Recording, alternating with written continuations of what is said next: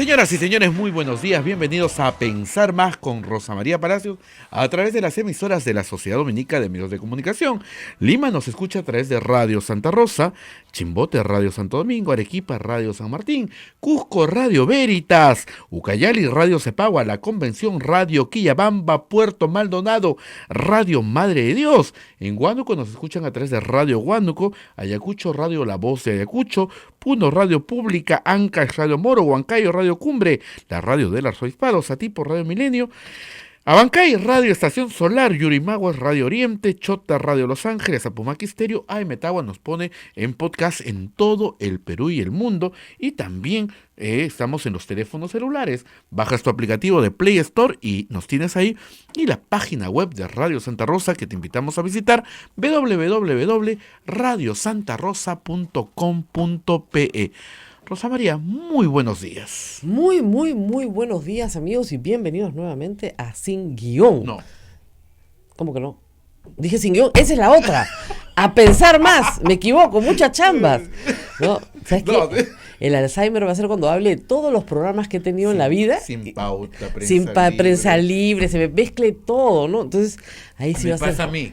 ¿Sí? Hago conducción Claro, de varios acá, claro. y en la Tienes mañana saludo el de la tarde. Claro, tienes el de la salud, tienes el del hogar, se te enreda todo, el noticiero, la otra cosa.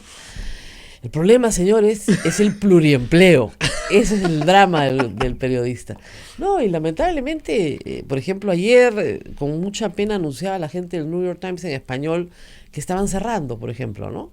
Después de 3 años, nada más, no habían tenido la oportunidad de mostrar más un producto, un buen producto, porque no solamente era la traducción de artículos del New York Times al español en un buen castellano, sino también algunos artículos propios. O sea, excedió rápidamente la posibilidad de solo traducir.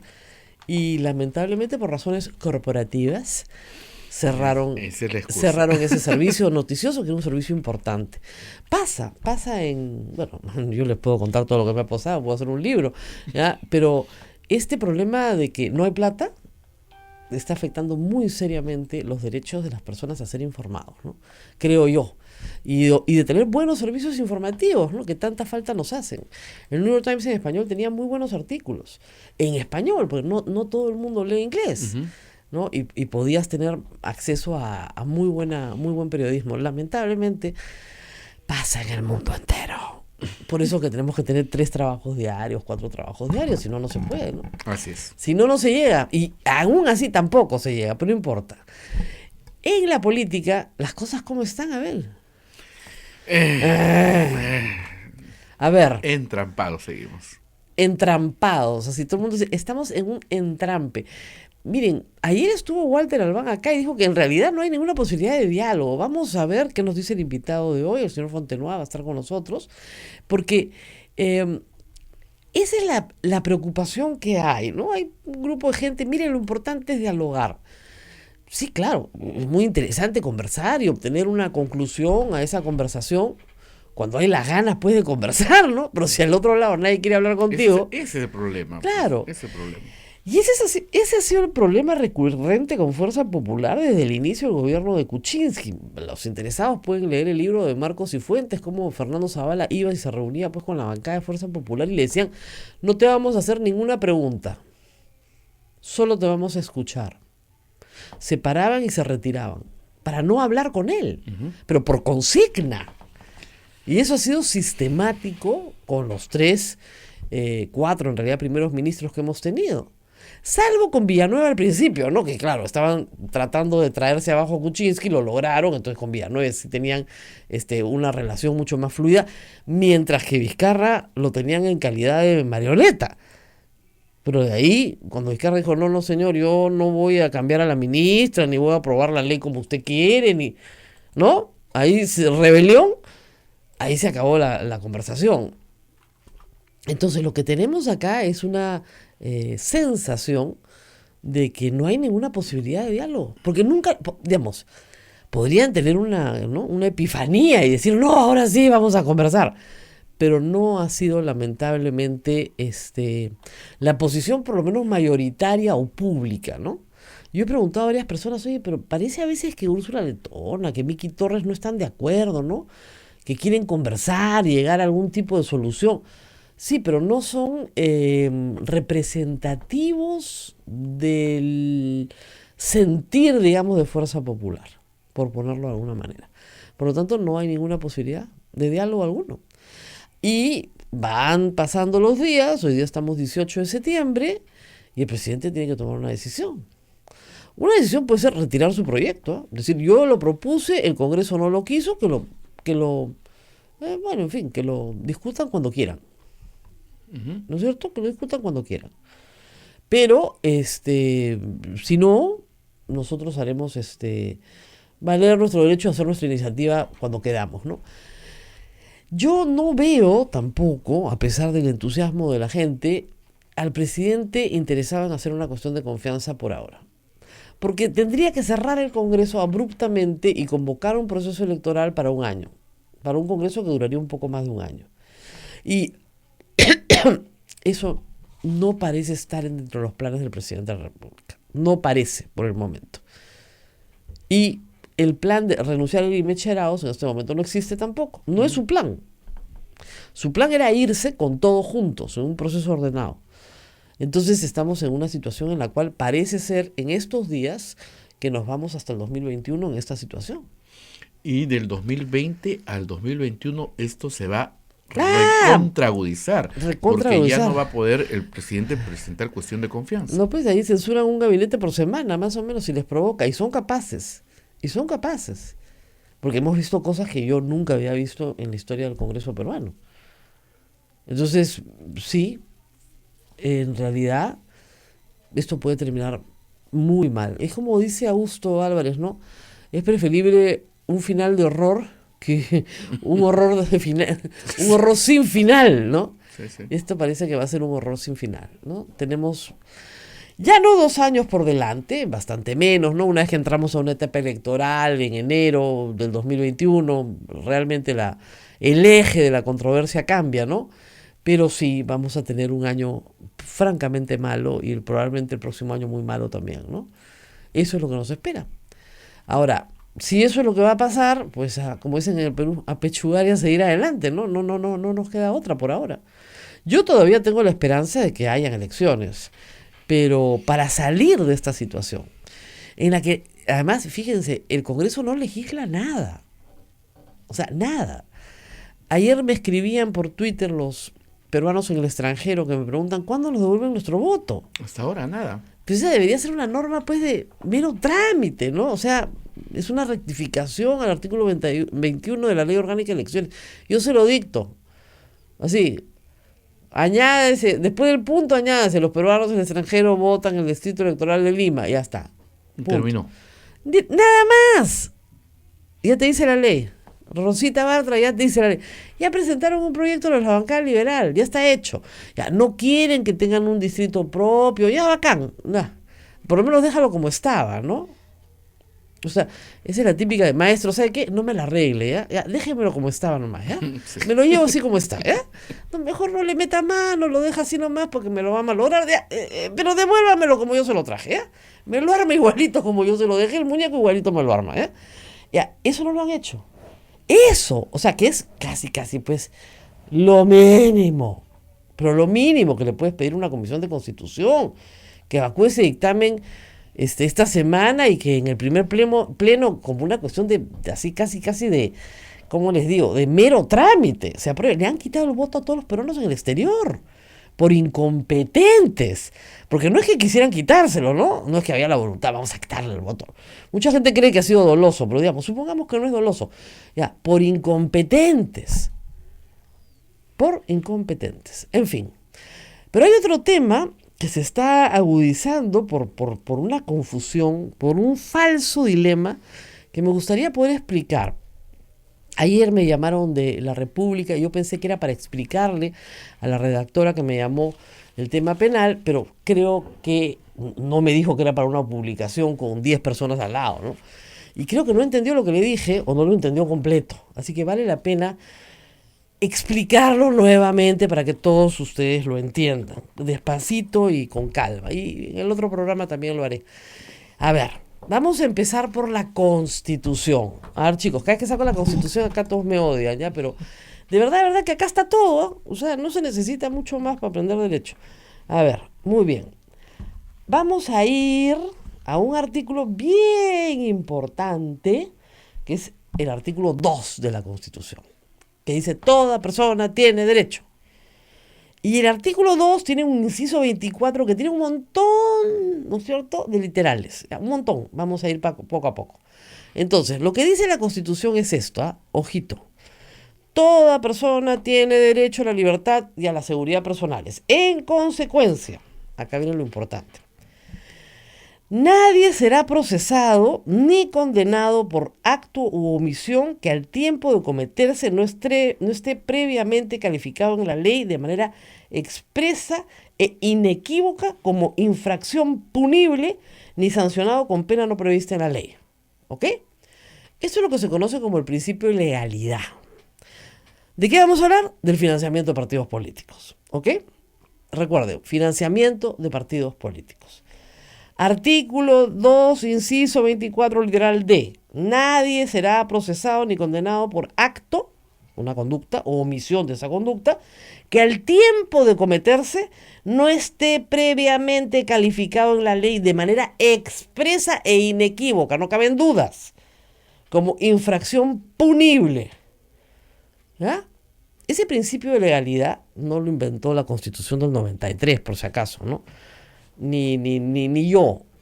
Lo inventaron los romanos. Se llama nulle crimen sine lege. Es decir, si no está sancionado expresamente como delito, no me pueden aplicar una pena.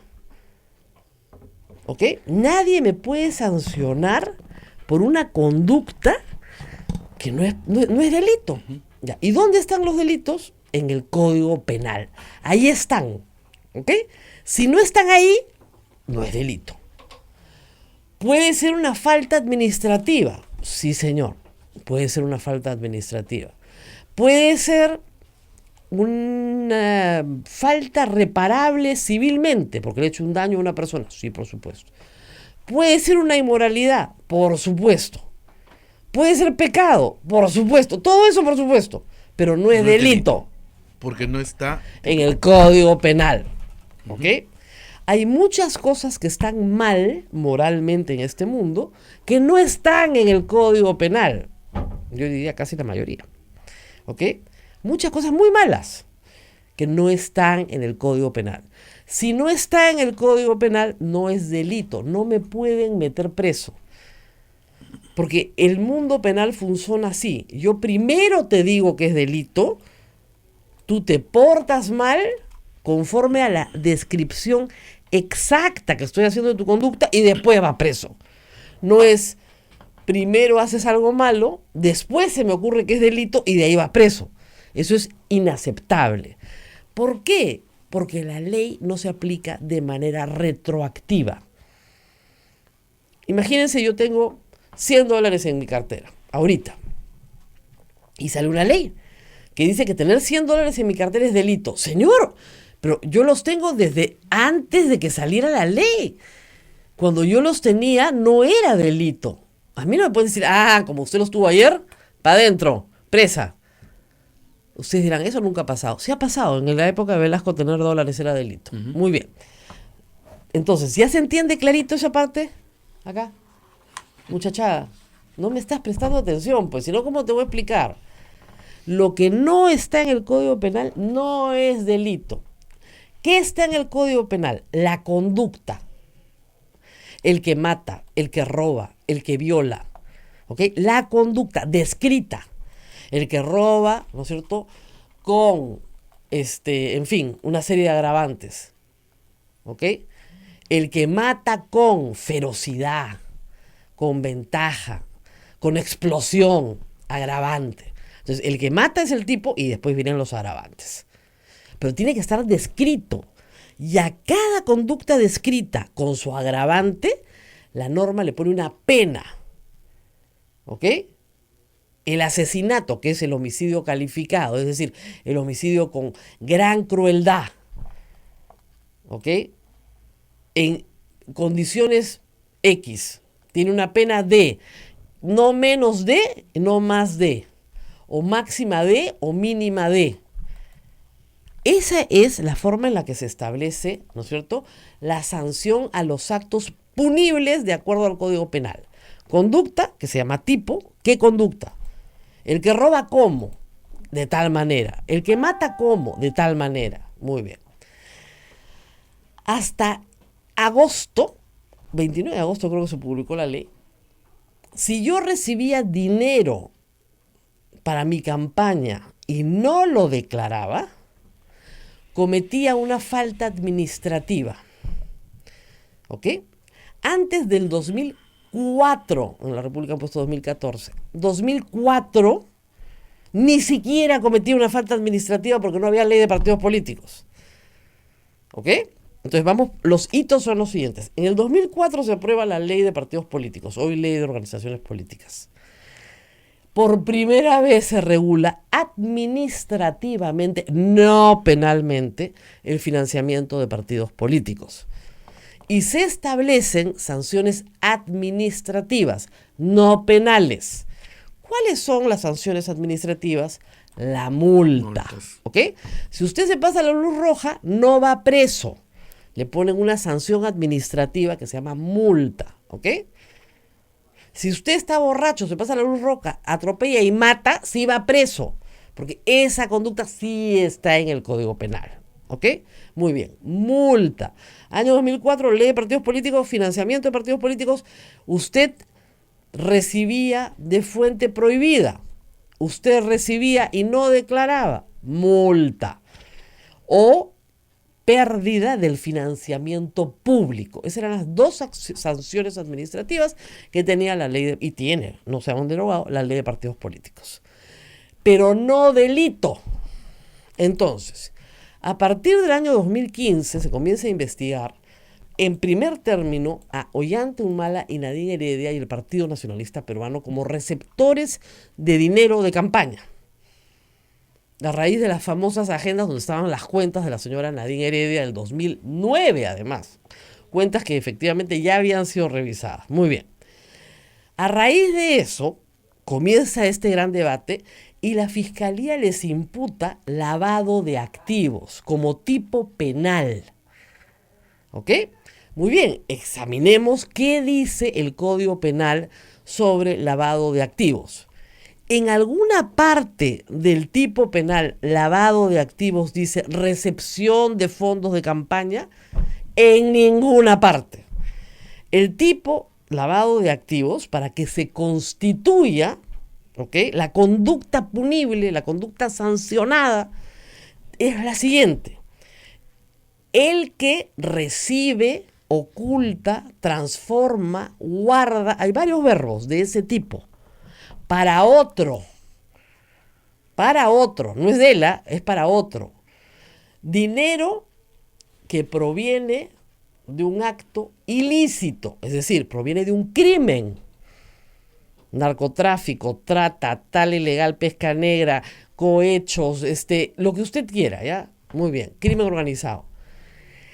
De nuevo, el que recibe, guarda, oculta para otro este dinero, sabiendo o pudiendo presumir su origen, será sancionado a 15 años si es persona natural y a 20 si es servidor público. ¿Ok? Muy bien. La Fiscalía ha sostenido desde el origen de esta investigación que la recepción de fondos de campaña de Odebrecht es lavado de activos. Entonces tiene que probar dos cosas. La primera es que recibieron de Odebrecht, cosa que creo que está fácilmente probada a pesar de la negativa sostenida de los receptores de que ellos no han recibido. ¿Ok? Esa parte de la conducta sí está probada. La segunda parte de la conducta es probar que todos los que recibieron, Keiko Fujimori, Ollanta Humala, todos, sabían que el dinero provenía de un delito. Hasta ahora la Fiscalía no ha podido decir cuál es ese delito. ¿Ok?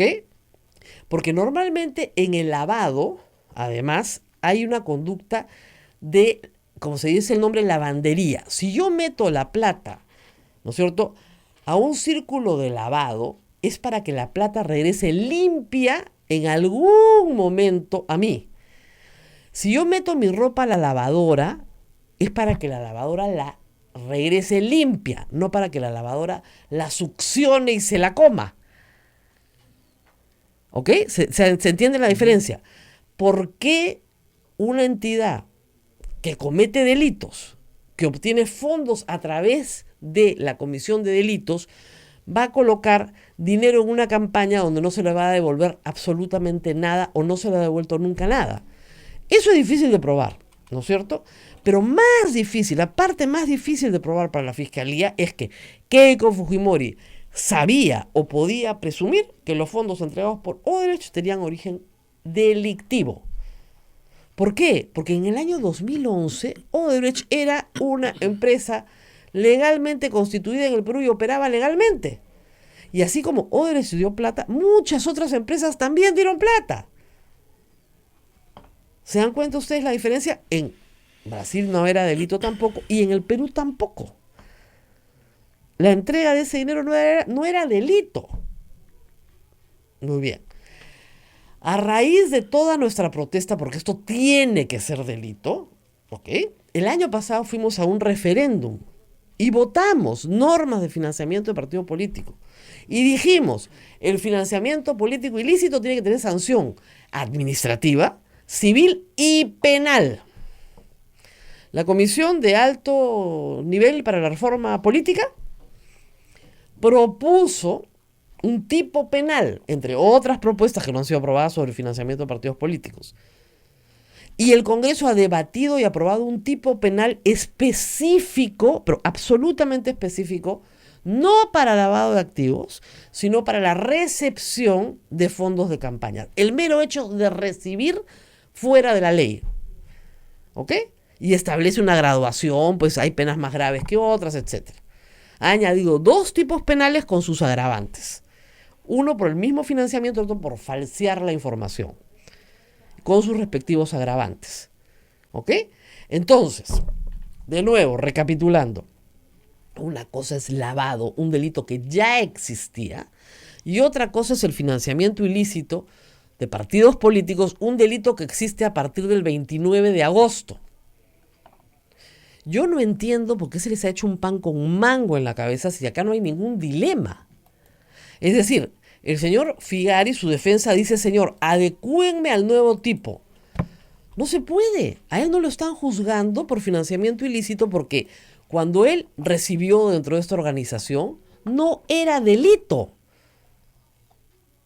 Primer punto. Segundo punto, a él lo están juzgando por lavado. Lavado es otra cosa. Es haber recibido de una fuente prohibida, ilícita, sabiendo plenamente que quien te entrega es delincuente y es parte de una organización criminal que se dedica a eso, al narcotráfico, a lo que fuera. ¿Se dan cuenta ustedes la diferencia? Por lo tanto, el que recibe a sabiendas. Caso distinto de financiamiento ilícito, a partir del 29 de agosto, el mero hecho de recibir, aunque sea de la Madre Teresa de Calcuta, ¿te das cuenta? La fuente más pura del universo. El mero hecho de recibir es delito. Son 2 conductas completamente distintas. El lavado en campaña puede darse también. A futuro, un narcotraficante mete su plata en una campaña, eso es lavado en campaña. Es otro delito, ese tiene 15 a 20 años de pena, dependiendo si es servidor público o no. Pero en el caso del financiamiento ilegal, la máxima es 8. ¿Ok? Ahora, si los que están... Espera, vamos a ir a la pausa, pero espérate, déjame terminar con esto, por favor, porque si no después se enreda todo. Muy bien. Hasta acá vamos bien, ¿no es cierto? Ya. Entonces, el que recibe en campaña va a estar sancionado a partir de hace 2 semanas. Si ese es el tipo penal que se le va a aplicar, tienen que salir en libertad todos los que están presos. Y se cancelan los procesos. ¿Se dan cuenta? Si los van a procesar por lavado, vamos a sentarnos a ver los juicios, a ver cómo la fiscalía prueba que estas personas sabían que Odebrecht era una organización criminal. Eso todos estamos sentados esperando verlo, porque hasta ahora no hay una prueba de fiscalía que acredite que las personas que han recibido a sabiendas de que Odebrecht es una organización criminal. No lo hay. Yo se lo dije acá al fiscal Vela, esa es la parte más débil de su acusación. Y yo no entiendo por qué el fiscal Vela le pide a la fiscal de la Nación que aclare el tema. No hay nada que aclarar, está clarísimo. Ellos tienen que tener una acusación sólida. ¿La tienen en este momento? Yo no la veo. Y tan no la veo que no entiendo por qué, si la tuvieran, no acusan a Keiko Fujimori en vez de tenerla en prisión preventiva. Acusen. ¿Por qué no acusan? Ya acusaron a los Humala. Todavía no se resuelve la parte inicial del proceso. El control de legalidad de la primera parte del proceso. Todavía no estamos en juicio oral. Pero yo quiero ver en juicio oral que la fiscalía apruebe no la recepción está aprobada. Eso no hay discusión. A pesar de que estos se niegan, dicen, nosotros no hemos recibido nada, pero la recepción está aprobada. Lo que no está aprobado es que estas personas sabían que quien les entregaba de fuente ilícita. Eso es lavado. El lavado opera para organizaciones criminales que quieren transformar, destruir su propiedad y convertirla en otra cosa limpia. Lavado es Maiman. A ver, ese es clarísimo. Maiman y Toledo. Maiman recibe, transforma, oculta, guarda, regresa al patrimonio de Toledo por su suegra a través de Costa Rica. La plata da la vuelta al mundo. Varios años. Ese es un caso clásico de lavado, clarísimo. ¿Cuál es el delito fuente? Cohecho. Ahí están metidos todos en el lavado. ¿Se dan cuenta? El que entrega, el que recepciona, que es Maiman, transforma, que es el lavador, testa, y finalmente el receptor final. El delincuente es Toledo. Toledo hace que le entreguen a él a su nombre. ¿Se dan cuenta? Es otro tipo de organización.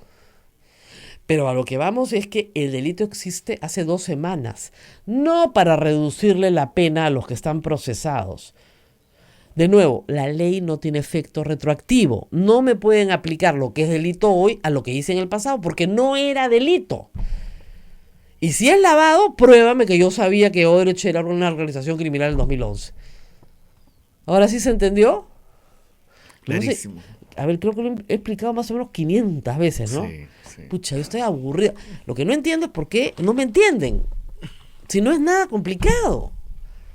Bueno, ahora sí, pausa y regresamos. Ya estamos con nuestro invitado. Nadie se mueva. Volvemos. Sodomco, Sociedad Dominica de Medios de Comunicación. Continuamos con A Pensar Más a través de las emisoras de la Sociedad Dominica de Medios de Comunicación. Rosa María Palacios ya está con el doctor Carlos Fernández. ¿Qué más? Carlos Fernández Fontenoy. Ahora es que el doctor Fontenoy. Parejo esos locutores que solo dicen el segundo apellido, qué desastres son, ¿no? Pero en fin. El doctor Fontenoy es coordinador de la maestría de Ciencia Política. Fontenoy. Eso le pasa a Augusto Álvaro Rodríguez, ¿no? Le dicen amigo Rodríguez. Entonces nos reímos siempre con el amigo Rodríguez. Por alguna razón, cuando se usan los 2 apellidos, la gente solo retiene el último apellido. Y generalmente cuando es extranjero, ¿ah? Además, porque si luego son españoles, te dicen el primero, generalmente. No, ya sé, la gente ¿no? cultivada, por supuesto, ¿no? Pero en los medios de comunicación, por alguna razón, sobre todo en el fútbol, ¿eh? Se dice el segundo apellido, ¿no? En fin. Doctor, maestría en Ciencia Política, me imagino que los alumnos de la Universidad Antonio Ruiz de Montoya deben estar siguiendo, como todos los alumnos de Ciencia Política, pues paso a paso lo que pasa en el Perú, que termina siendo un gran laboratorio de investigación. Y estamos en una situación compleja, complicada. Y yo quería empezar por hablar de esta famosa Comisión de Venecia, que ha salido de la manga. Nos hemos enterado que el doctor José Luis Ardón es miembro de ella y que parece que la ha puesto pues a disposición, ¿no? Y se repite todo el tiempo, no es vinculante, pero si llega a la Comisión de Venecia la próxima semana y se entera de la forma en la que está siendo utilizada, de repente puede haber una sorpresa, ¿no? ¿Qué piensa de esto? Acá puede pasar cualquier cosa, Bueno, ¿no? sí. Incluso creo que no solo Sardón está ahí, sino hay otro representante también del tribunal, ¿no? Hay otro, profesor de la Católica también. ¿El doctor Blume? No. No, ¿El doctor Ramos? No. No. ¿El doctor Eloy Espinosa? él. Ya. Él. Son los dos que están, ¿no? Claro, el que ha salido, el que ha hecho la gestión aparentemente es Sardón, Ujú. ¿no? Por alguna razón. Y, digamos, están los dos de representantes y parece que la cosa no es tan sencilla, ¿no? Porque el otro día escuchaba justo a Eloy Espinosa que lo entrevistaron sobre esto. Claro. Y él decía de que van a venir, han ofrecido un borrador de informe, qué sé yo, para octubre, pero el informe final vendrá pues en diciembre y eso. Entonces la cosa, el informe final, con suerte sería fin de año más o menos. Claro, con lo cual, Ya pasó todo, Ya todos los pasó plazos, todo. ya pasaron todos los plazos. ahora, esta es una estrategia de dilación, es lo que parece ser más o menos obvio para todos, pero puede ser que a la Comisión de Venecia no le guste eso de ser parte de una estrategia de dilación para tomar una decisión importante, ¿no? Supongo que ya deben estar enterados, ¿no? Porque Eloy Espinosa, que también es representante allí, le habrán consultado y él, digamos, tiene una posición diferente a la de Sardón y yo creo que sí saben, ¿no? Yo no sé, pues de repente ellos consideran que pueden ser de alguna utilidad, pensando bien, Ujú. Claro. que pueden ser de alguna utilidad para resolver en parte o ayudar a resolver este entrampamiento. La otra es que tengan otras intenciones y estén haciendo el juego, digamos, a un sector político, Ahora, hemos visto... para dilatar, Claro. ¿no? Hablando de dilatar, hemos visto un desfile de personajes invitados por la señora Rosa Bartra, diciendo cosas muy entretenidas, ¿no? Nos hemos enterado que el poder no emana del pueblo. Nuestro artículo 45 de la Constitución está pintadazo. No, el poder no emana, el pueblo no sabe nada. El pueblo no sabe lo que es el bien común. Fuerte, ¿eh? ¿No? Sí, sí. Bueno, esa es una visión autoritaria, pues, de la política, no es democrática, definitivamente. O sea, la democracia tiene justamente una visión contraria, que el poder emana del pueblo. El pueblo esté Equivocado. analfabeto, semianalfabeto, ilustrado. Eso no dice, digamos, la Constitución ni la democracia. El poder emana del pueblo y claro, lo que tenemos que tener es un pueblo lo más informado posible para que no se repitan las elecciones de estos congresistas que tenemos, por ejemplo, al frente, Ujú. ¿no? Bueno, ellos han llegado con el voto popular. Así es. Su mandato emana del pueblo y estaban Así sentados es. con el señor Mesías, así que han podido pararse y decir, disculpe, si el pueblo no sabe, nosotros nos tenemos que retirar. Ahora, hablando de emanación del pueblo, es curiosa la situación en la que estamos, ¿no? Porque el señor Pedro Lachea también ha llegado, digamos, a donde está por un voto que emanó del pueblo. Así es, un voto de peruanos por el cambio, dicho sea de paso, Además, de Kuczynski. así es. Entonces él llega al poder, eso es lo que te quería comentar, llega al poder, digamos, en la bancada de Kuczynski, ¿Así? aún más de Kuczynski y de Vizcarra. Claro. O sea, era del mismo equipo, su líder era Kuczynski, que está preso en su casa, y estuvo en el mismo gabinete con Vizcarra. Y Mecharao, su compañera también digamos, de bancada, de partido, digamos, ¿no? Claro. Entonces, ahora pasa a la oposición y después de haber estado con Vizcarra en el mismo gabinete, en el mismo partido, ¿no? Se presenta esta situación, ¿no? En la cual aparentemente hay un enfrentamiento que se supone no debería ser con Olachea, que venía de su mismo partido y el pueblo votó por los dos porque eran del mismo partido y defendían las mismas banderas, el mismo programa, los mismos valores, los mismos principios, ¿no? Y de repente ahora los vemos en una posición complicada, como tú dices, pero que al mismo tiempo es algo positivo, digamos, desde el punto de vista que entre Olachea y Vizcarra se conocen, han trabajado juntos, han estado en el mismo gabinete, Podrían han estado en el mismo entenderse. partido, y si Olachea es una persona inteligente y sobre todo piensa en los intereses del país, ¿no? Debe de ser consciente que está en una situación privilegiada para resolver este problema.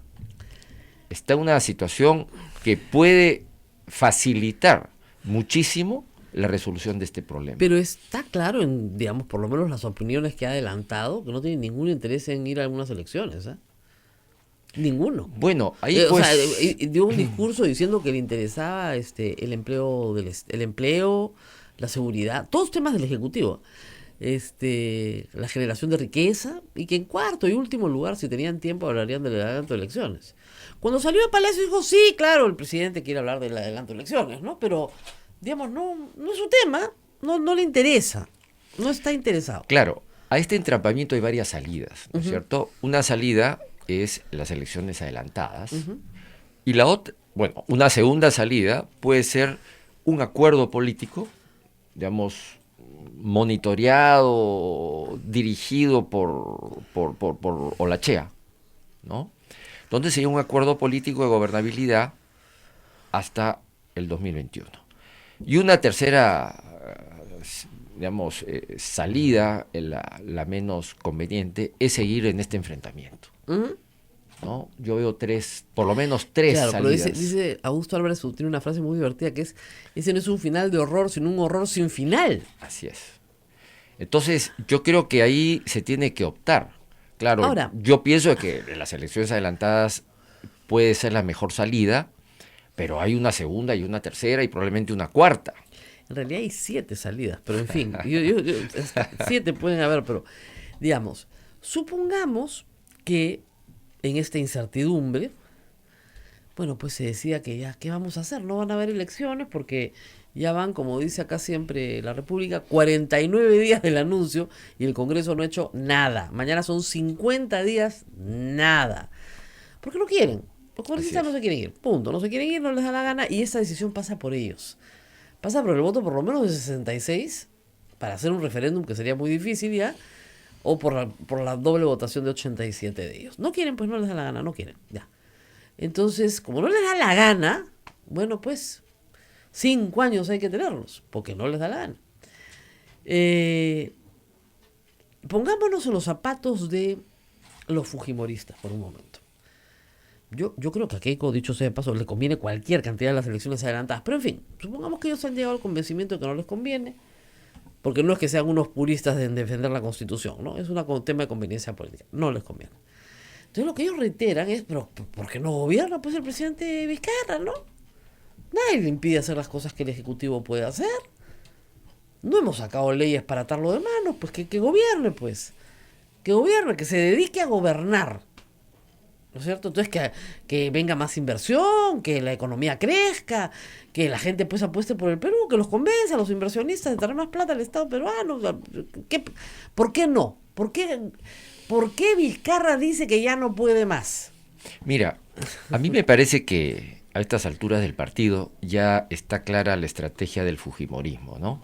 Su estrategia ha sido, desde un primer momento, decir, bueno, nosotros vamos a aprobar todas las leyes que signifiquen un desarrollo de la economía peruana y que estén dentro del modelo, digamos, de mercado que compartimos con los PP Causas, ¿no? Y efectivamente así lo han hecho. Y eso es lo que ellos dicen, no, ¿cómo vamos a ser obstruccionistas si nosotros hemos aprobado todas las leyes que nos han mandado?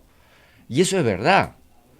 Entonces, pero si bien eso es verdad, la otra cara de la medalla es que paralelamente a eso se han dedicado a bloquear la acción de gobierno del presidente y sus ministros. Entonces, por un lado les aprueban las leyes, es verdad, pero por otro lado, cuando los otros quieren gobernar, pues los interpelan, los censuran, a PPK lo sacaron del poder, a Vizcarra lo están amenazando con vacancia, entonces no los dejan gobernar, tienen que estar todo el día peleándose, defendiéndose, yendo al Congreso, les mandan 100 preguntas que tienen que dedicarse a responderlas, ¿no? Con la soga al cuello los tienen todo el día. Digamos, ya la figura más conocida fue que a este ministro Saavedra, ministro de Educación, todavía ni siquiera creo que se había sentado en el ministerio y ya lo estaban censurando. Ok, le aprobaban su ley, asegura, pero te votamos. Esa es la estrategia.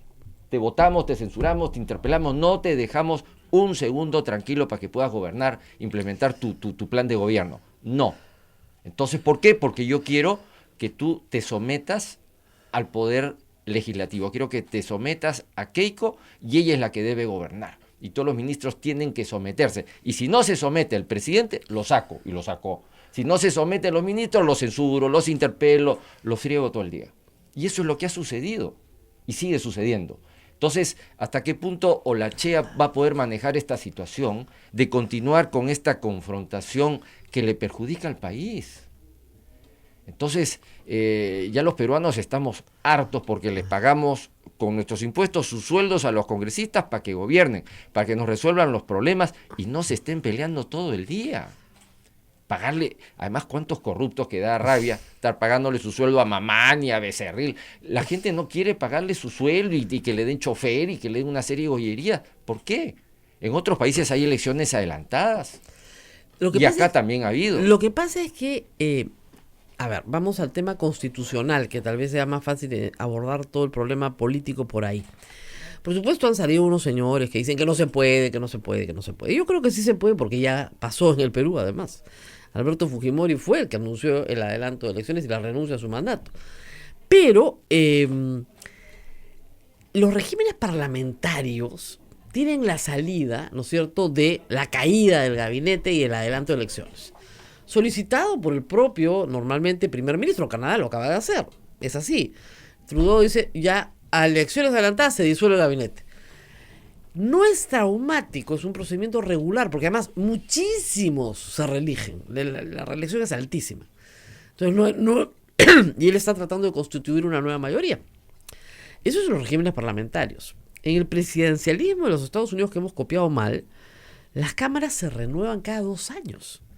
Porque hay procesos de renovación por partes, por mitades, por tercios, pero hay un proceso de renovación por partes. En nuestra Constitución, que no tenía nada, y en nuestra Constitución histórica, ¿no?, del siglo XIX, no tenía estos mecanismos, estas confrontaciones legislativo-ejecutivo terminaban en un golpe de Estado. Siempre, ¿no? El 48, el 68, el 92, golpe de Estado. Entonces, a Enrique Chirino se le ocurre colocar esta figura en la confianza, que ya estaba, pero no de la forma radical en la que se pone en el 93, porque los fujimoristas querían disolución del Congreso una vez sin expresión de causa. Y en el diario de Bato sale que Chirino dice, bueno, ustedes quieren constitucionalizar el 5 de abril. No, pues si ya tienen la confianza, con eso se le está devolviendo el voto al pueblo. Esa era la tesis central de devolución del voto al pueblo. Y parece ser que el fujimorismo se ha olvidado de sus raíces y además todos estos constitucionalistas lo han olvidado.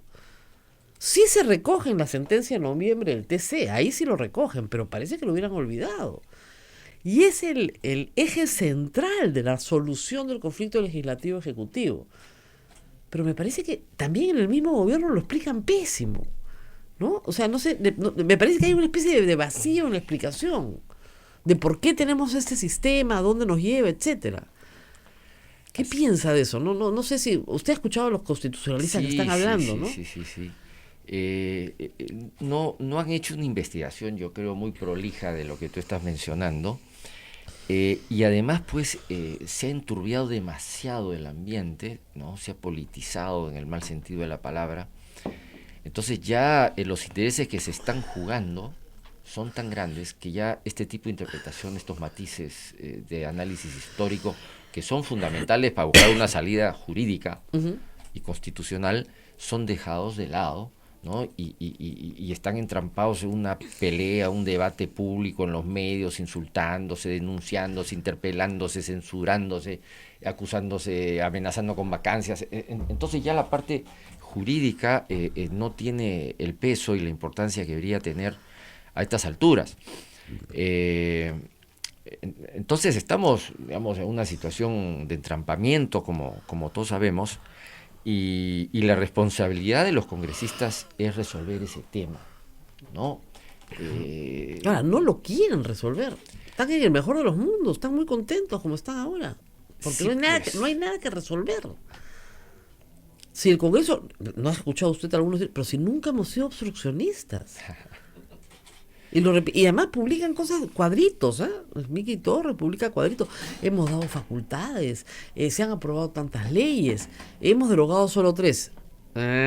No, han derogado un montón de manera parcial, pero un montón de manera. Yo creo que la percepción de la población es que este gobierno, que fue elegido por 5 años, encabezado por Pedro Pablo Kuczynski en el Ejecutivo, por fujimorismo en el Congreso y con una presencia de Alan García importante, siempre es la sombra, el gran titiritero que mueve los hilos, ¿no?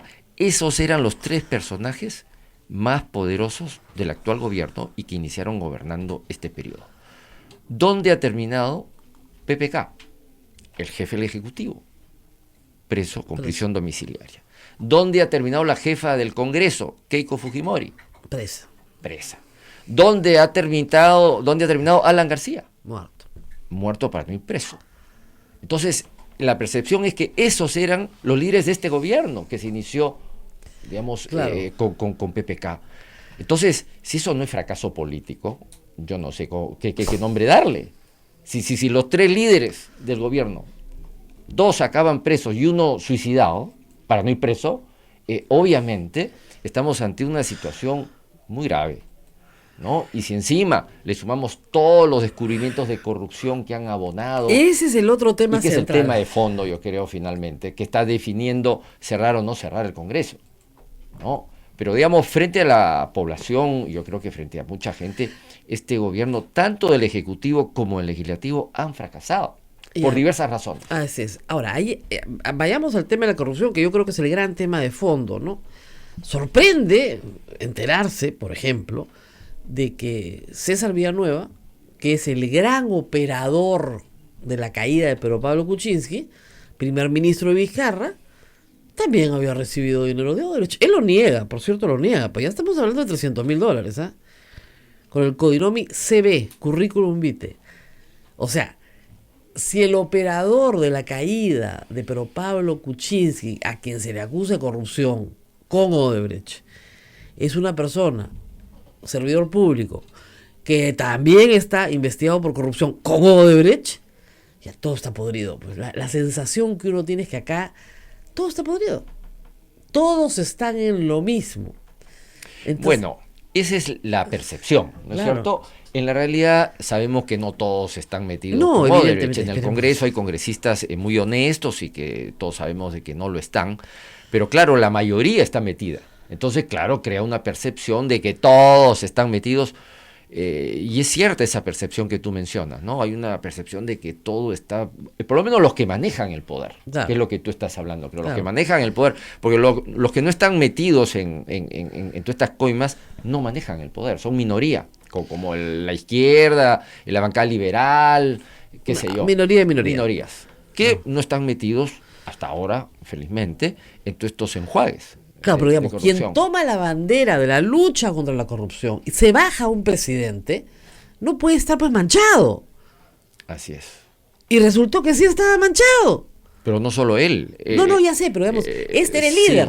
sí. El líder de la caída de PPK, operativamente, al margen de que sea Keiko Fujimori la que quería su caída, el que opera, digamos, dentro del Congreso, junta los votos, arma, trae a Vizcarra, es Villanueva. Ahora, a mí me llamó mucho la atención César Villanueva, porque César Villanueva, igual como Yehude Simón, ¿no? Claro. Fueron 2 presidentes regionales que, digamos, desempeñaron una función destacada, como Vizcarra también en su región, y de esa perspectiva, digamos, se catapultaron a nivel nacional, claro. como políticos, y también como una esperanza, ¿no? Presidenciable, gente Claro. que viene de provincias, gente honrada, gente que ha hecho un buen gobierno regional, ¿no? Como cartas de recambio, ¿no? Así es.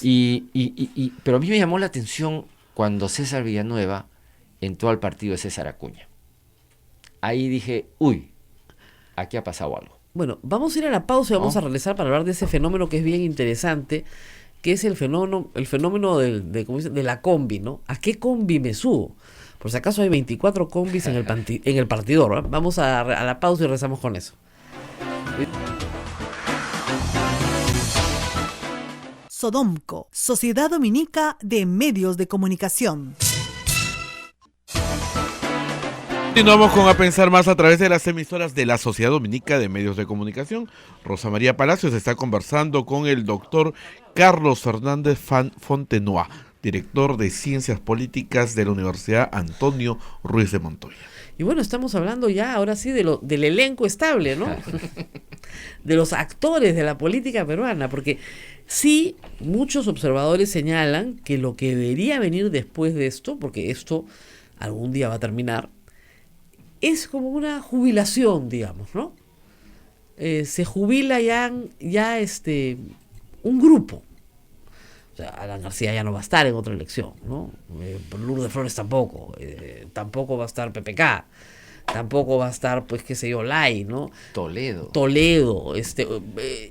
Hay algunos que podrían sobrevivir en la medida que sobreviva su inscripción, ¿no? Humala, Acuña. Podrían sobrevivir en la medida que sobreviva su inscripción. Creo que están organizándose para eso. Puede sobrevivir Acción Popular, el APRA, el PPC como partido, podrían sobrevivir. Fuerza Popular también podría sobrevivir. O sea, no es que no vayan a morir todos. Claro, ¿no? los grupos de izquierda también. Los grupos de izquierda en otra conformación, claro. Frente Amplio también se inscrito. Exacto, pero digamos, con otra... La izquierda siempre es como si se metiera una licuadora en cada campaña y sacara un nuevo cóctel, ¿no? Mezcla ahí los ingredientes de alguna y sale un coctelito nuevo, ¿no? De distinto, todos rojitos, pero de distinta tonalidad, digamos, ¿no? Pero sí, o sea, son los mismos, pero agrupados de distinta manera, ¿no? Jugando en distintos casilleros. Entonces unos se van con Frente Amplio y Eudo Simón tiene inscripción. O sea, claro. Él sí tiene, claro. Es probable que Verónica Mendoza llegue ahí, ¿no? Exactamente, llega ahí porque ahí están... ahí está Patria Roja, está el Partido Comunista, están varios que no tienen inscripción, que están juntos con Eudo Simón. Entonces probablemente ahí va a aterrizar Verónica Mendoza, es lo más probable, salvo que se quiera ir con Vladimir Cerrón, que claro, está preso, pero que tiene inscripción. Sí, o sea, no creo en la izquierda, digamos, hay 3 que tienen inscripción clara, ¿no? Cerrón, ¿cómo se llama? Frente Amplio y JP, que es el movimiento de Eudo Simón. Esos 3 tienen inscripción y son, digamos, abiertamente de izquierda, se reivindican como organizaciones de izquierda. Hay otras que también son de izquierda, pero no se reivindican tanto, digamos, ¿no? Pero estas sí, se reivindican como organizaciones de izquierda. De las 24, digamos, 3 no están en minoría, porque las otras 21 se reclaman. A veces es curioso, tú sabes que el APRA se reclama de izquierda. Sí, claro, sí, claro. Sí. Izquierda democrática. Claro, de izquierda democrática, pero se reclama de izquierda. O sea, si tú le preguntas... Aunque últimamente ya no tanto, ¿no? No, digamos, pero un aprista, digamos, de formación, orgánico, tú dices, tu partido es de izquierda, por supuesto, el Partido Revolucionario. Bueno, Acción Popular también. Acción Popular se reclama de izquierda, ¿no? También. O sea, sí, ¿Nunca has escuchado?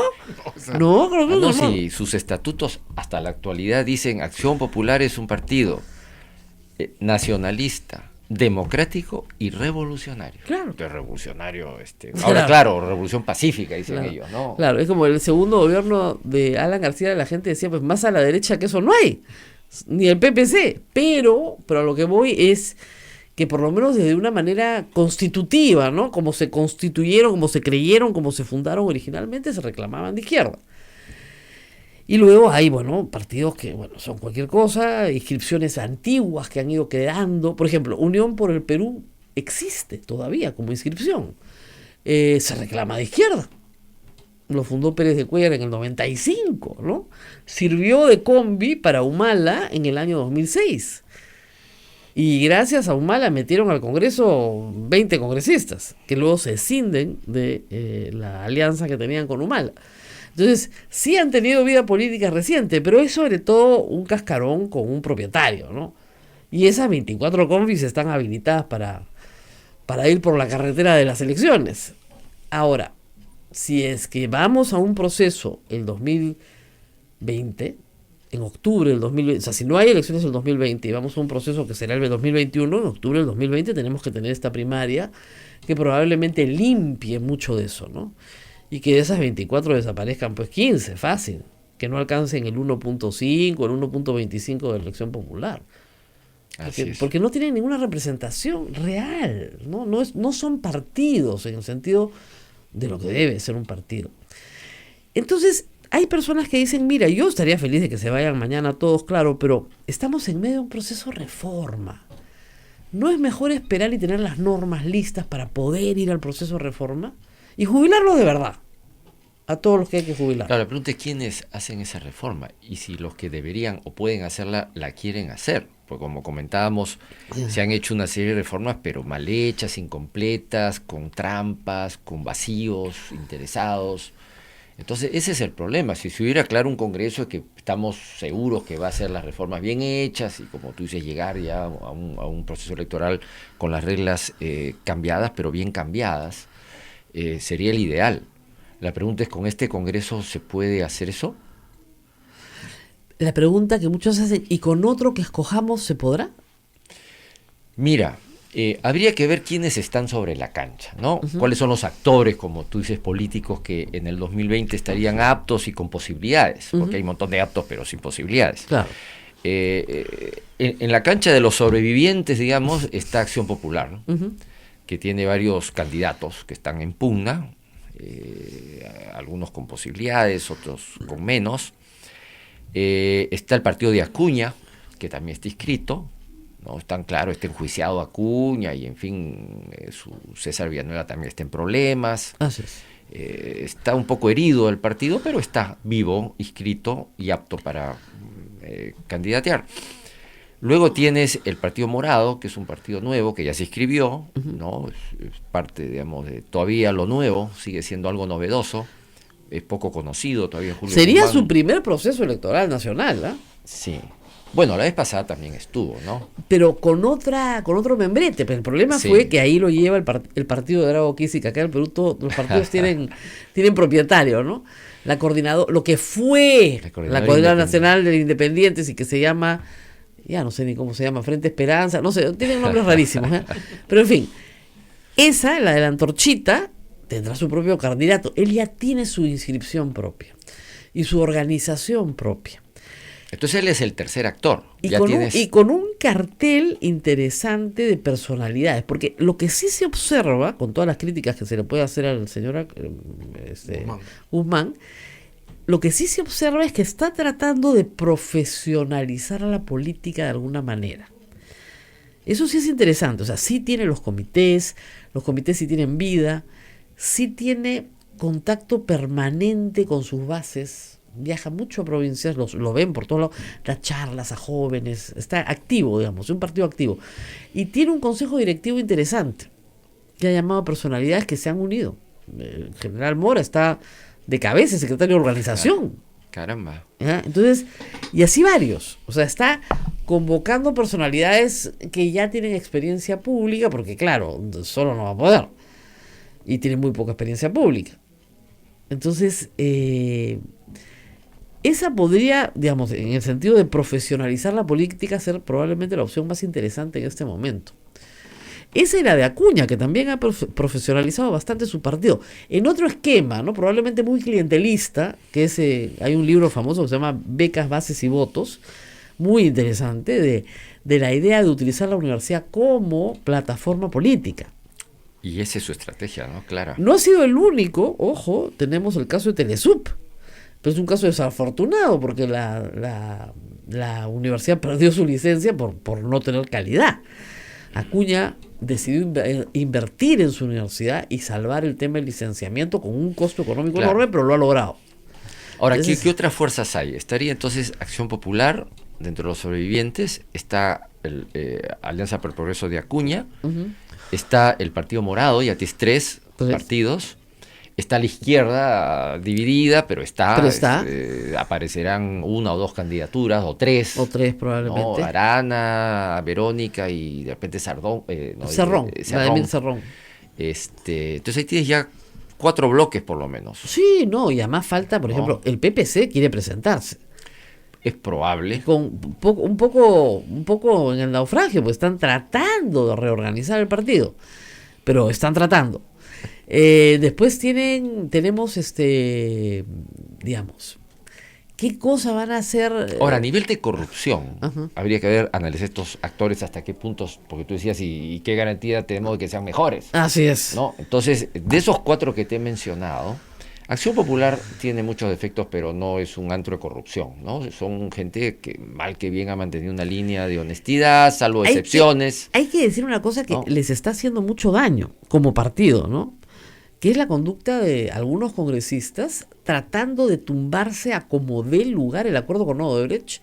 Creemos ya a estas alturas temerosos de que su codinome sea alguno de los que salgan en este paquete. Así es.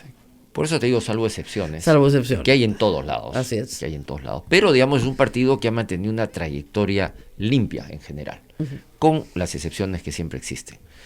El segundo grupo, bueno, Acuña, digamos, es un partido cuestionable, pero tampoco que está metido en grandes escándalos de corrupción hasta ahora. Hasta ahora. Hasta ahora. Luego tienes el Partido Morado, que es un partido nuevo, que está limpio, entra a la cancha limpio, esperemos que continúe así. Así es. Y en cuarto lugar tienes la izquierda, que en general también es limpia. Desde el punto de vista de corrupción, sí. De corrupción, Ujú. ¿no? Tiene otro tipo de problemas, Claro. de divisionismo, personalismo, qué sé yo.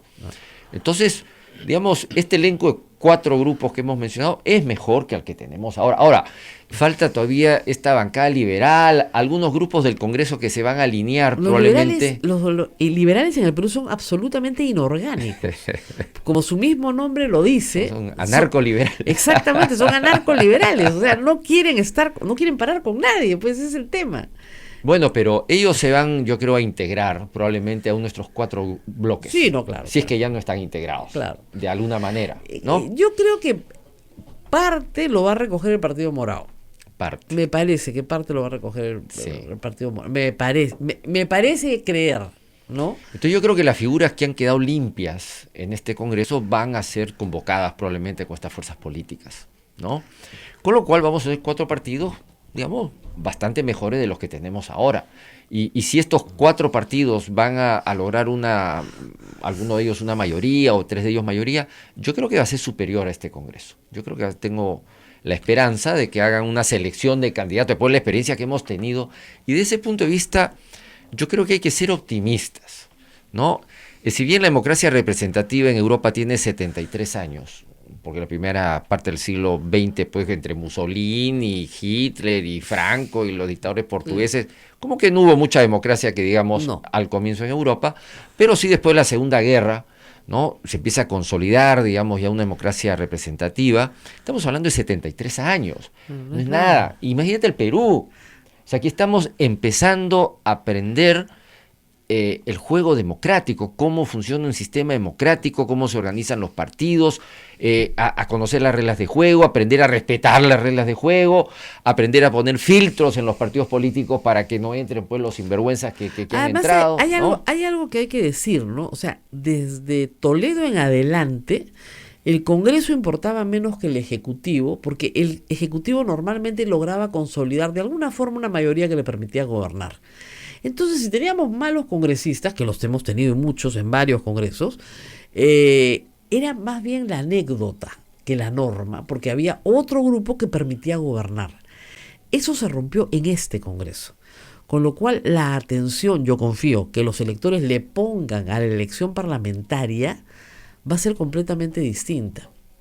Y con lista cerrada y bloqueada, si es que vamos a eso pronto, va a ser mucho más fácil votar, porque si el primero de la lista es un sinvergüenza, no se me ocurre votar por ese partido, aunque el quinto sea el de mi preferencia, ni hablar. Entonces yo creo que eso va a cambiar mucho. Sí, yo creo que ha sido una experiencia política aleccionadora, espero que así sea, ¿no? Y que todos, ya sea la población, ya sean los políticos, los periodistas, hemos tenido una experiencia muy fuerte de fracaso político, porque el país se ha paralizado, digamos, 3 años. No hemos retrocedido mucho, pero hemos podido avanzar mucho más, ¿no? Pero visto así en frío, desde el futuro, una mirada hacia este año, ¿se ha avanzado o se ha retrocedido legislativamente en materia de democracia?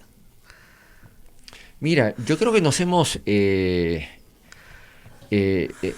términos políticos generales, nos hemos estancado 3 años, hemos paralizado. Uh-huh. Se han dado pequeños avances, yo creo que sí hay una serie de leyes de financiamiento de los partidos. Eso estábamos explicando, claro. No reelección, en fin. Se han dado pasos, yo creo, importantes, quizá no tan bien hechos como deberían haber, ni tan completos como quisiéramos. Se han dado pequeños avances por la presión de los medios, por la presión de la sociedad civil, digamos, a empujones. Y por una presión muy grande, digamos, ¿no? Pero se ha hecho eso, que es poco, pero se ha hecho, digamos, ¿no?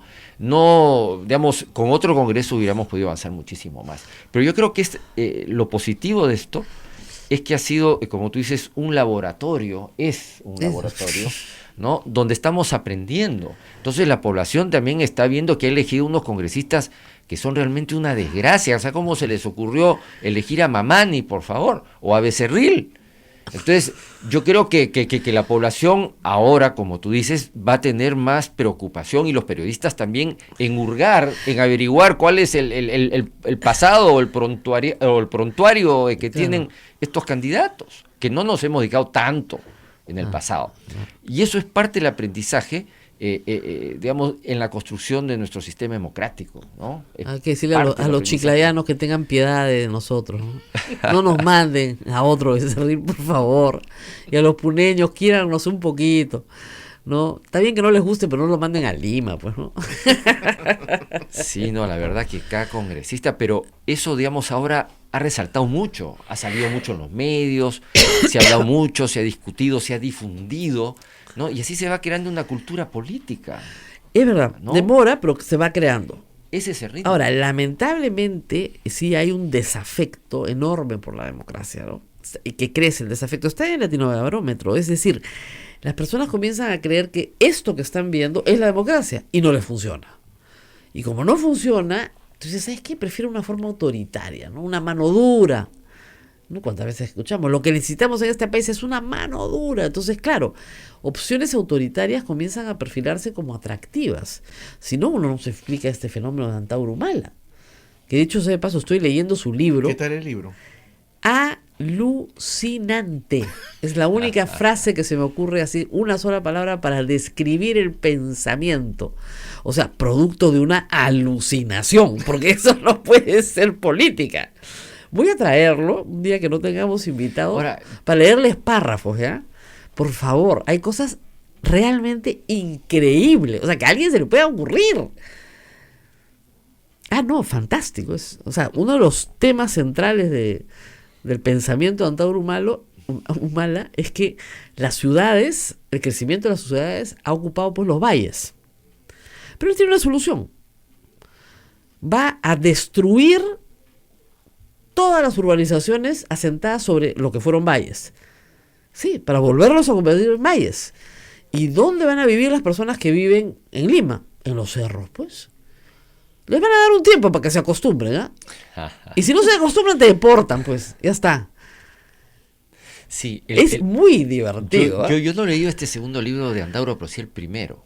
Etnocacerismo. El etnocacerismo. Que no era así de alucinado, era más descriptivo, ¿no? Quienes conforman el ejército, su composición social, que se dio, la onda del Perú cobrizo. Claro, esto ya es otra cosa, parece, el, ¿no? Neo-tahuantinsuyo que se alza contra el colonialismo europeo blanco. ¿Ya? Entonces, su bien heavy la parte racista. La parte racista es bien brava, es recontra, probablemente es la cosa más racista que he leído yo en mi vida.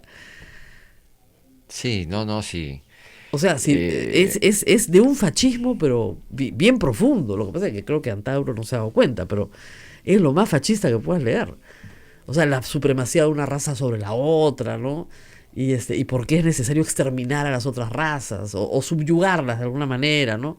Es la locura. El libro es genial. Claro. Lo voy a traer, ¿eh? Para que lo leamos acá. El problema, uno de los problemas, digamos, en América Latina en general, es que no hemos procesado bien el tema de las colonizaciones, ¿no? De las conquistas y colonizaciones, y no se le explica a los estudiantes que la historia de la humanidad, probablemente hasta la Segunda Guerra Mundial, es una sucesión de conquistas. Así es. Y de colonias. Así es. O sea, todos han conquistado a todos. El imperio de los incas es la conquista de los incas sobre todas las civilizaciones precolombinas. Y Pachacútec fue el gran conquistador. Claro. Ahí se inicia, digamos, y a mucho orgullo, Pachacútec, gran conquistador, pero conquistaba pues masacrando también masacraba a los que no se subyugaban, digamos, y no aceptaban su dominio. Y eso ha sido en todos lados. O sea, la historia de la humanidad es esa. Inglaterra fue en algún momento colonia pues de Roma. No, y fue colonia de Dinamarca. Así es. Eso es alucinante. El Reino Unido fue prácticamente colonizado Entonces, por los daneses. Entonces Roma colonizó Inglaterra, después Inglaterra colonizó a la India, o sea, los colonizadores fueron colonizados y así ha sido la historia. Igual de la humanidad. Francia, igual todo lo demás. Pachacute conquistó a los otros, vinieron los españoles y conquistaron a los incas, Claro. y así hasta la Segunda Guerra, ¿no? Entonces, lo que tenemos que hacer, y estamos tratando de hacer, es parar la mano de las conquistas y las masacres Claro. y las guerras, ¿no? Ya hay un movimiento en el siglo XX anticolonialista, digamos, mundial, global, ¿no? Entonces, eso todavía creo que no se ha procesado bien, Bien. ¿no? Entonces, yo creo que hay que procesar bien el tema de las épocas de la colonia que han tenido todos los países, ¿no? Y lo han tenido que procesar. Eso también demora y tiene su tiempo, ¿no? Y cuando tú mencionas Antauro, es un poco eso, ¿no? Es un procesamiento de la conquista todavía no tan digerido, digamos, y procesado en una perspectiva histórica. Obviamente que toda conquista digamos, es sangrienta, hay muchos muertos, hay violaciones en todos lados. Lo hicieron los incas, lo hicieron los españoles, lo hicieron los romanos, lo hicieron los ingleses. Todos lo han hecho, los chancas también quisieron conquistar a los incas y no se dejaron, en fin, todos se conquistaban a todo el mundo. Pero hay un momento en que la humanidad pues avanza en lo que se llama la civilización y trata de establecer otras reglas de juego para que no sigamos matándonos todo el tiempo. Así es. Bueno, nos ¿No? tenemos que ir despidiendo, Nos ¿no? tenemos que ir despidiendo. Hay preguntas, Rosa María. Bueno, ¿hay leyes retroactivas? Preguntan. ¿Podrías decir en el caso de las leyes retroactivas? A ver, la única retroactividad que admite la ley es la retroactividad benigna en el caso penal. ¿Pero esto qué quiere decir? Imagínense ustedes que, a ver, piensen ustedes en un delito, hurto. ¿Ya? El hurto está grabado, por decirles, con 5 años. Y de repente el Congreso decide a partir de mañana que el hurto está grabado con 4 años. ¿Ok? Entonces, el que cometió un hurto con la ley que lo grababa en 5 años, puede solicitar a la justicia que no se le ponga una pena mayor a 4 porque la retroactividad es benigna, lo favorece. Esa es la única retroactividad. No hay retroactividad maligna, es decir, si a mí me condenaron con 5 y ahora es 10, no me pueden poner 10, porque yo ya cometí ese hecho con 5. Hay que beneficiarte. Solo beneficiarte, nada más, en la pena. ¿Ok? En la pena. No confundir con el principio de indubio pro reo, por favor, es otra cosa. ¿Ya? En caso de duda, se favorece al reo, pero siempre yo me divierto mucho. ¿Cuál es la duda? Si no hay duda, no hay nada que lo favorezca al reo, tiene que haber duda. ¿Ok? Entonces, no confundir, pero la retroactividad sí puede ser benigna en algunos casos. Hay un estudio muy interesante sobre retroactividad y ultraactividad de Marcial Rubio sobre su aplicación en el Código Civil. Es un estudio chiquitito, publicado hace muchos años, utilísimo para entender la vigencia de las normas. Muy, muy útil. Hasta con bibliografía es este programa. Ya. Franco pregunta si el presidente Vizcarra puede disolver el Congreso y luego renunciar. Sí, sí puede hacerlo. Por supuesto que puede hacerlo. Pero recuerden ustedes que en ese contexto quien asume la presidencia es el presidente del Congreso. ¿Por qué? Perdón, es Mercedes Arauz, y si Mercedes Arauz renuncia a la presidencia del Congreso. ¿Por qué? Porque la Constitución establece que cuando el presidente disuelve el Congreso, se legisla a través de decretos de urgencia o decretos leyes a través del Ejecutivo por 4 o 5 meses nada más. Y se mantiene la comisión permanente del Congreso, con su presidente del Congreso a cargo, para revisar los actos del Ejecutivo en ese periodo. ¿Ok? Revisen artículos 135, 136. Si en ese periodo de tiempo renuncia el presidente, la sucesión presidencial se mantiene exactamente igual. Asume Mercedes Arauz. Renuncia Mercedes Arauz, asume Pedro Lachea. O sea, alguien tiene que ser presidente del Perú siempre. Y ese alguien emana de la sucesión establecida en la Constitución.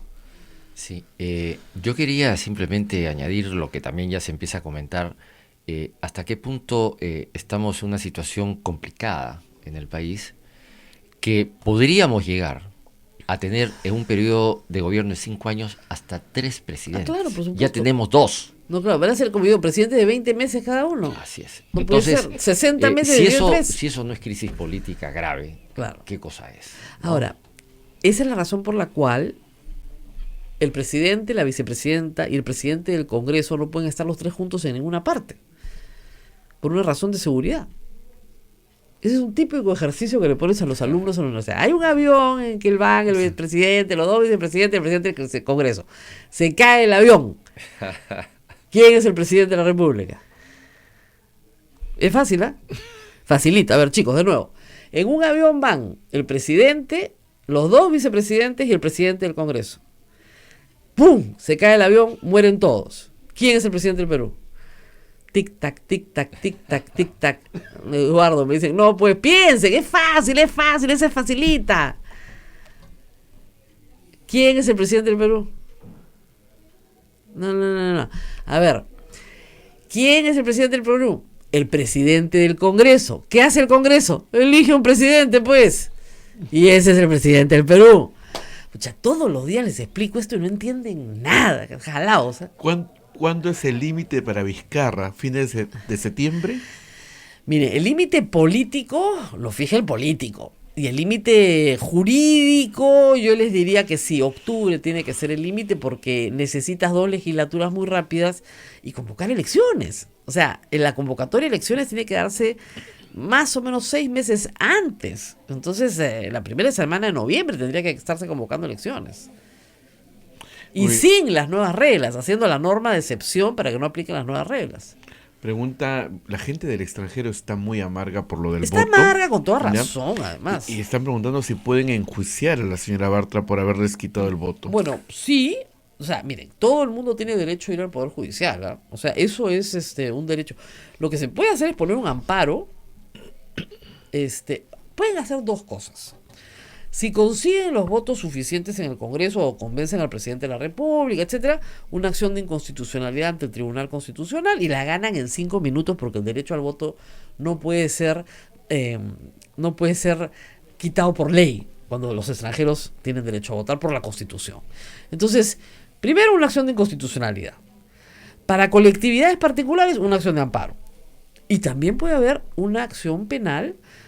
Pero eso está complicado. Déjenme revisar el código, ¿eh? Porque hay efectivamente hay delitos contra la voluntad popular. Y habría que ver exactamente cuál conducta calza en el tipo, ¿no? Mañana se lo contamos.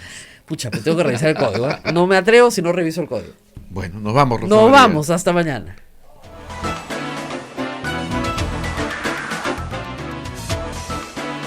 Hasta aquí, A Pensar Más con Rosa María Palacios. Este programa fue producido por la Sociedad Dominica de Medios de Comunicación, Sodomco.